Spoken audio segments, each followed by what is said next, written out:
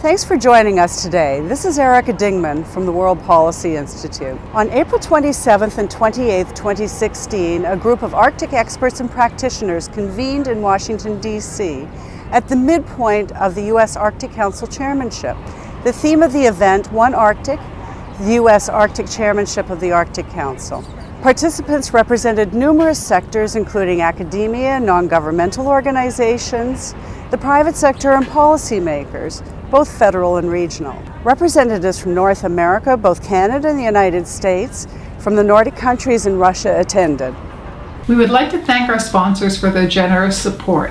Key sponsorship was provided by Trent University and the Frost Centre for Canadian Indigenous Studies, as well as the Social Sciences and Humanities Research Council of Canada and the University of Washington, in particular the Henry M. Jackson School of International Studies and its new International Policy Institute. With these meetings, we were hoping to establish a conversation between relevant rights holders, stakeholders, policymakers, business folks, and academics about the current and future challenges and opportunities which may face the Arctic Council. So important to this event was the inclusion of students from Trent University and the University of Washington. At the University of Washington, the Henry M. Jackson School of International Studies hosts a major initiative in Arctic studies, including International Policy Institute Arctic Fellows. And these are young scholars dedicated to bridging the gap between academia and policymakers. Educating our students at Trent and the University of Washington about the role of the Arctic and Arctic Indigenous peoples in international affairs today is crucial in facing the challenges of the 21st century. President Obama and Prime Minister Trudeau had an official visit recently where they prioritized climate change, energy, and Arctic leadership, including enhanced Arctic Indigenous participation in the decision-making process. Their joint statement and the structure of the Arctic Council, including the Council's Inuit-inspired theme, One Arctic, suggests that international relations are expanding to include Indigenous peoples in unprecedented ways. Today we will hear from 4 participants. First, we will hear from Rosemary Kaptana and Jim Gamble, followed in conversation with Susan Harper and David Kennedy. Do you feel there's an understanding of the unique function of the Arctic Council as a forum where nation states and Indigenous peoples are working together at the international level? How do you explain this structure to those who are unfamiliar with it? I would say to those people that are unfamiliar with the Arctic Council that it is an intergovernmental organization, and that as a result, Indigenous peoples don't have a vote because they're not governments. However, they have a very important position within the Arctic Council, in that all agenda items have to be done on a consensus basis. So let's say if Canada wants to discuss Arctic sovereignty and the US doesn't want to, well, it's not going to happen. I think that there are some misconceptions about the Arctic Council, that Indigenous people should have a greater role, and they should have a greater role in all of the working groups, be they technical, scientific, legal, or anything else, because we do, as Inuit, we understand these very complex issues.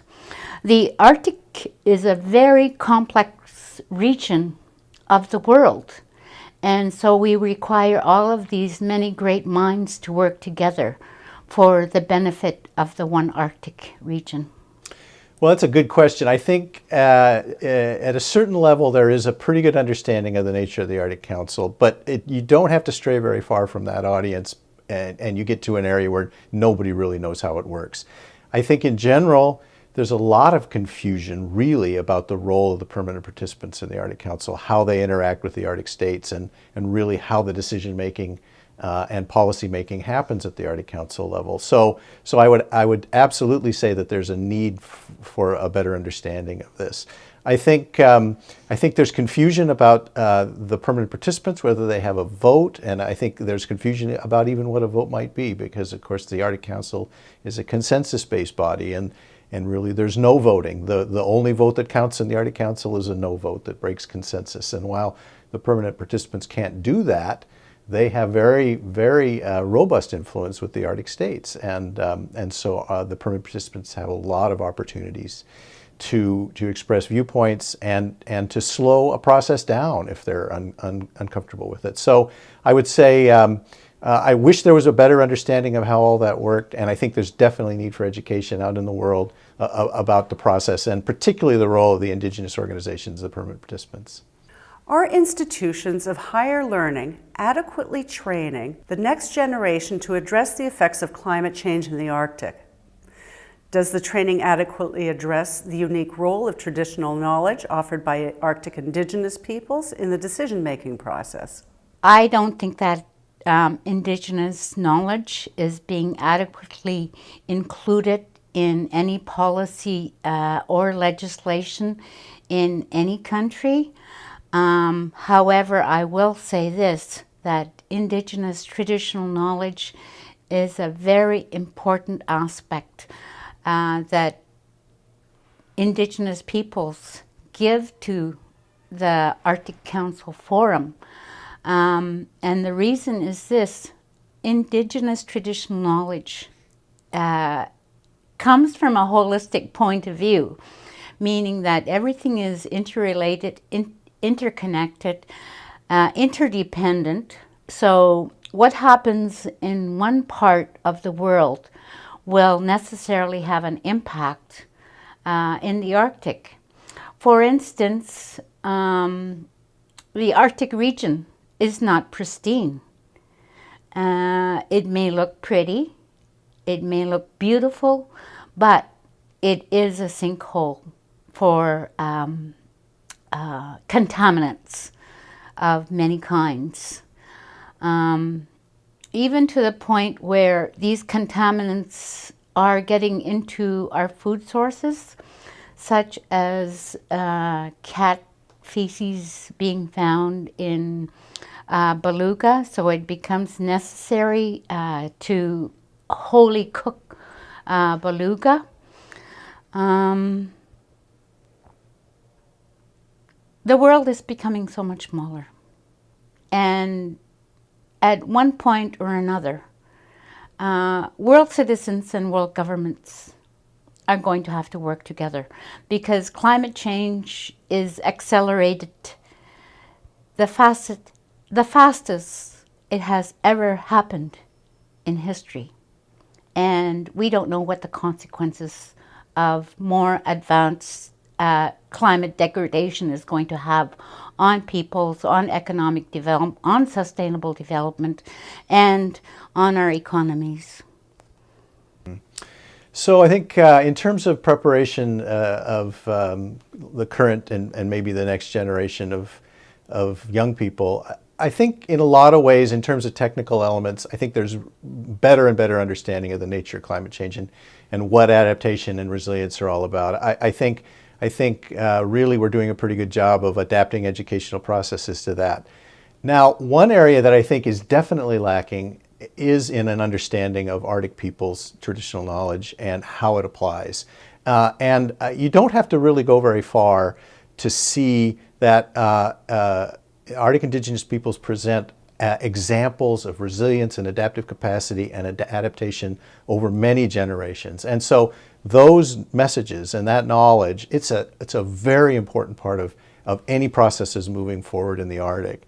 And so I think there definitely needs to be a better job at the higher education level of imparting that information to young people who are coming up with an interest in these topics.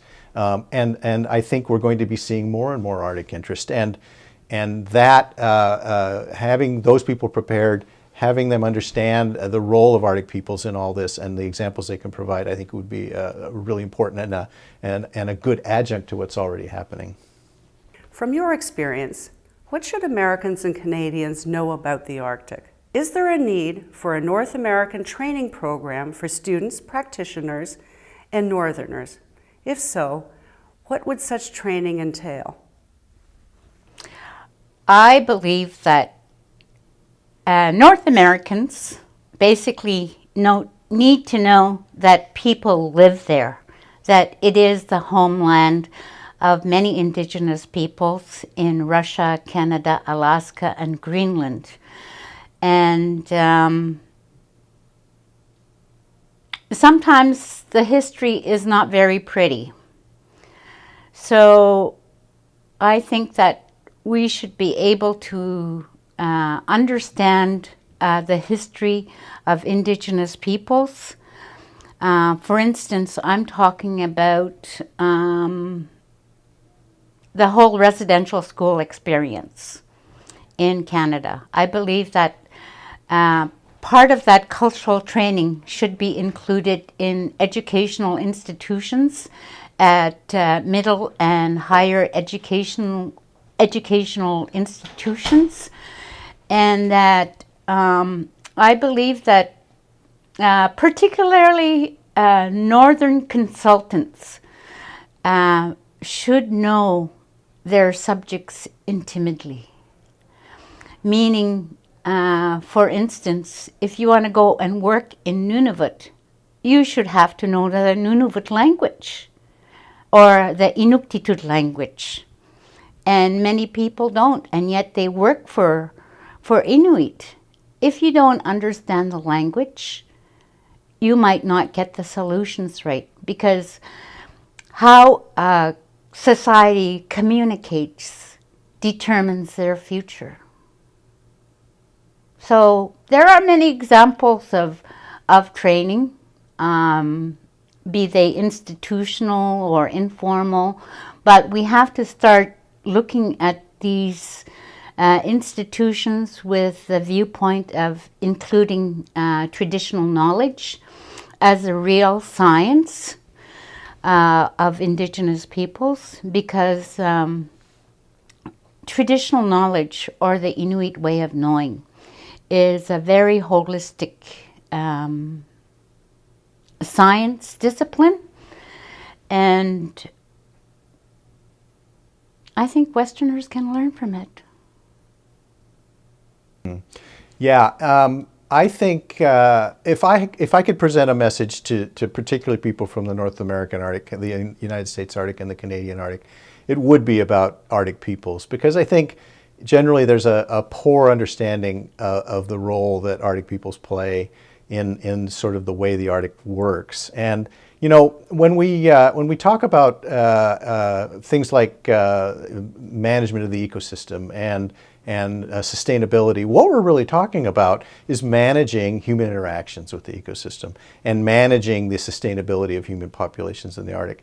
And part and parcel of all of that is an understanding of Indigenous peoples and the role they played for thousands of years, for millennia, and the role they continue to play and will continue to play for many more years. So I think a training program about Arctic issues, the North American Arctic in particular, would be very valuable, because you know, we do have a new generation of Arctic scholars, of Arctic policymakers that are coming up, and enabling them to have an understanding of these processes as they're getting the rest of their education on Arctic science and Arctic policy. I think it would just be a tremendous addition to what's already happening, and would make for better decision making, better Arctic science, and really a better understanding of adaptation and resilience and the tools we need moving forward with changing Arctic.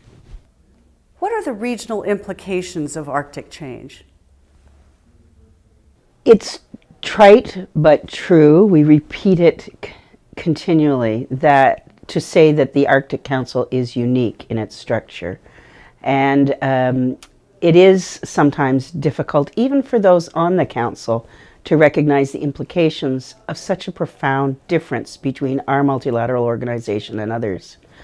I think it recognizes the fact that you have 4 levels. You have communities, you have subnational governments, you have national governments, and then you have global interests. And all of those are part of the Arctic Council, as they're part of any multilateral organization.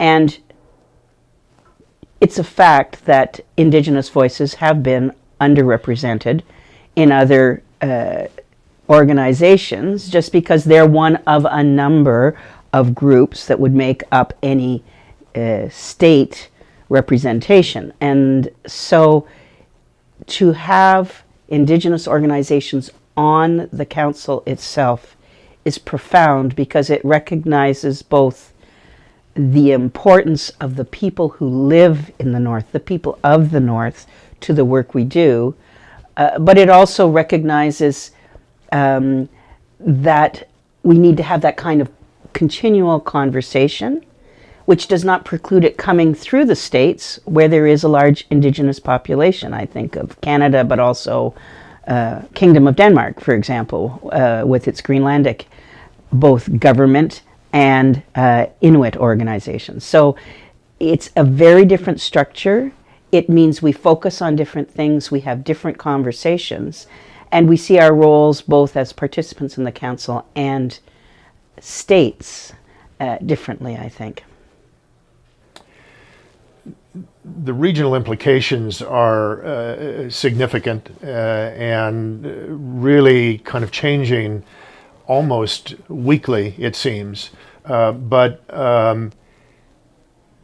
with the Arctic being such a huge place and climate change going so quickly, each region, whether it's Canada, Alaska, Russia, or some of the other Arctic nations, have governance and cultural issues that are different in terms of how the Arctic is thought of, what the local communities that live in the Arctic do, and how they react.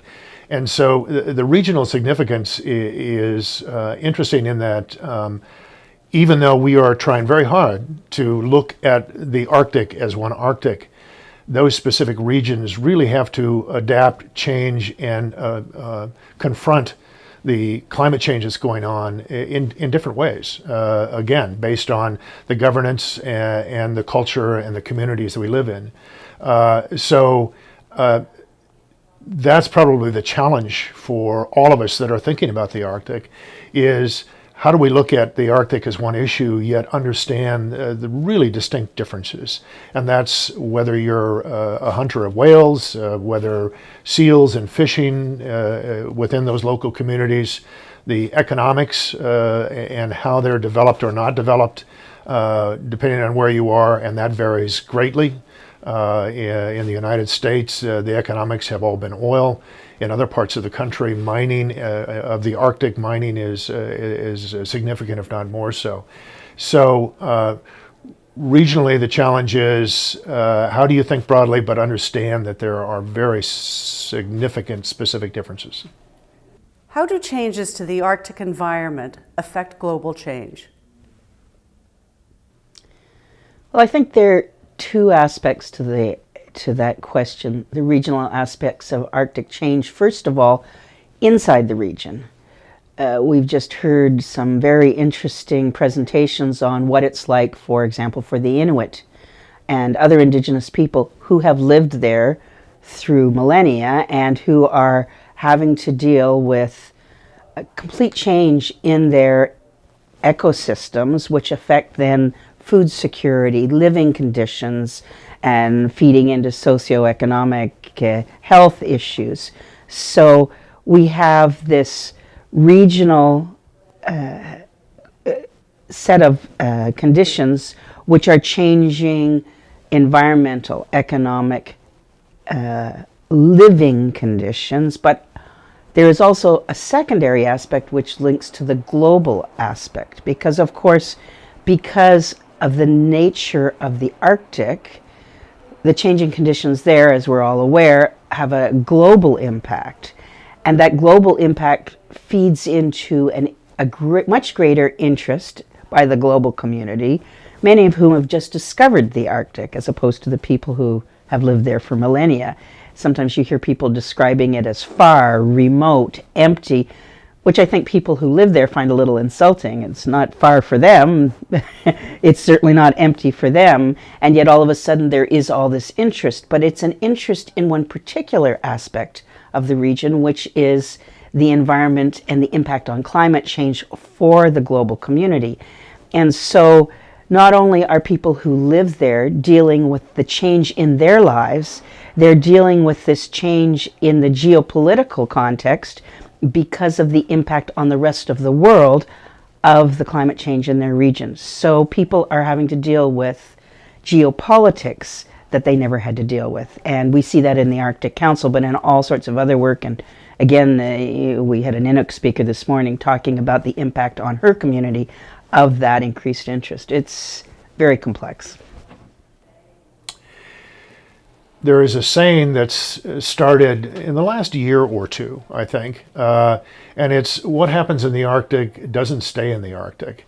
And I think that's certainly true, and the more that scientists begin to study the dramatic changes in the Arctic, they're realizing very specific direct connections between lower latitude weather and many other meteorological events that really are connected to what's going on in the Arctic. And so that change is in itself something that, as we see the dramatic change take place, is becoming more and more identified as a specific driver for what happens in the lower 48. The change that's occurred there over the last 15 or 20 years is so dramatic that there are many other potential impacts from that change to the rest of the world. Probably one of the most significant that you hear about is the opening of the ice through the Northwest Passage. That has significant manifestations to the rest of the world as it relates to shipping, as it relates to a lot of the industry. There's also then the potential, as that ice recedes, of all sorts of other kinds of mineral extraction and oil discovery, which again affects the global economy. So those are a couple of examples that I think are directly affecting the lower latitudes. That is still a real challenge in terms of getting the lower latitudes to appreciate just how significant the Arctic is to them. How do you define responsible Arctic region stewardship? Arctic stewardship is a discussion we're having generally, and so both the definition and how should that affect what we're doing in the Arctic Council particularly. And I think if you go back to the Ottawa Declaration, you find some of the components of a definition, the need to ensure both sustainable development, which includes the social and economic aspects of life there, and also environmental protections. They're integrated, but they are both necessary, and all this in the context of the well-being of the people who live in the Arctic. So those are the components of the stewardship.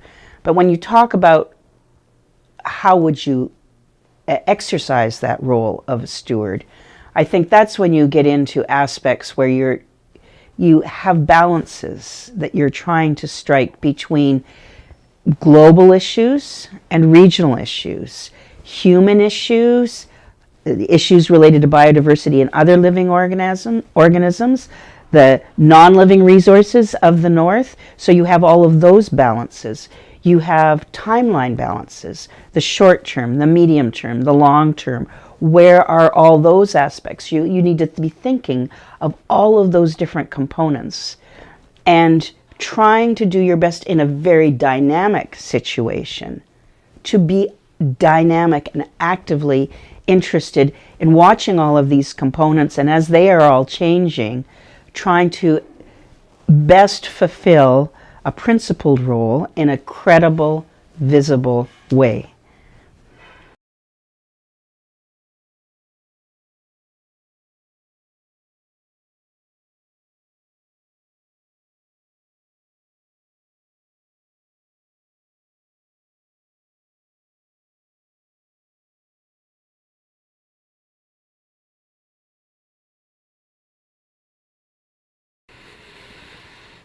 Responsible stewardship. I think first and foremost is an appreciation and an understanding of what the Arctic is, the people that live there, the ecosystems and vast resources that are associated with it. That's basic. I think you need to do that to begin to then appreciate what the responsibility for stewardship is.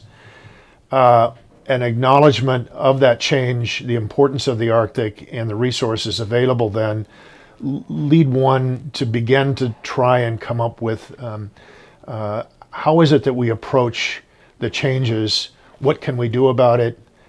How do we adapt? How do we mitigate? How can we be resilient? Communities in the Arctic are being dramatically affected. I think stewardship starts with those local communities, their ability to understand what's going on, and that's not only scientifically, but certainly socially. I think socially is as much a dramatic issue as some of the scientific change that's going on in the Arctic. But then it builds from the local communities, and there is a responsibility for stewardship at the regional level, and so that's like at least in the United States at the borough level, which is like counties, the state, and then the federal entities. There's a new organization that's recently been formed as a result of an executive order, the Arctic Executive Steering Committee in the United States, which brings all of the federal agencies together to look at each of their responsibilities in the Arctic, that's stewardship, and to see how we can better take advantage, given the budgetary problems that everyone has, of executing that stewardship in a very collaborative, cooperative way. That hasn't always happened as well as it could. As a result, efficiency, effectiveness in really administering and being part of that stewardship, I think, have suffered. So it's a tiered approach, and again, starts with an understanding of what's going on in the Arctic, the locals and their engagement, and making sure that communication and coordination from top to bottom takes place. That's how stewardship maybe is best executed.